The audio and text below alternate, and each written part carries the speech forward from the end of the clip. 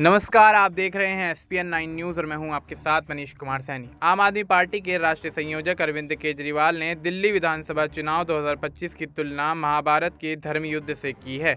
उन्होंने ये बात चांदनी चौक में जिला स्तरीय पदाधिकारियों के सम्मेलन को संबोधित करते हुए कही। दिल्ली के पूर्व सीएम ने आगे कहा कि दैवीय शक्तियां आम आदमी पार्टी के पक्ष में हैं।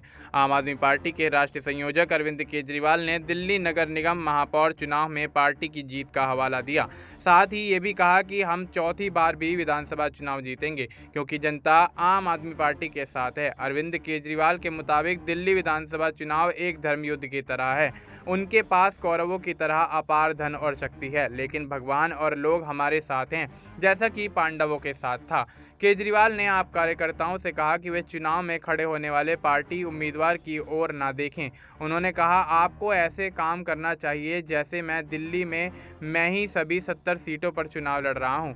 अरविंद केजरीवाल ने कहा, मैं अपने किसी रिश्तेदार, परिचित या मित्र को टिकट नहीं दूंगा। उन्होंने पार्टी की उपलब्धियों को याद दिलाते हुए दिल्ली की कॉलोनियों में 10,000 किलोमीटर सड़कें बनाने का श्रेय लिया और कहा कि बीजेपी उन 20 राज्यों में भी इस उपलब्धि की बराबरी नहीं कर सकती जहां वह सत्ता में है।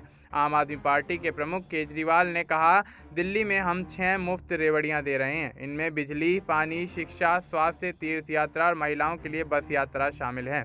इन सुविधाओं को बंद करने के लिए बीजेपी दिल्ली में सत्ता हथियाना चाहती है। उन्होंने कहा, भारतीय जनता पार्टी को हमें बताना चाहिए कि केंद्र सरकार ने पिछले 10 वर्षों में दिल्ली के लोगों के लिए क्या किया और लोगों को उन्हें वोट क्यों देना चाहिए। कार्यकर्ताओं को संबोधित करते हुए केजरीवाल ने कहा, हम समिति संसाधनों वाली एक छोटी पार्टी हैं।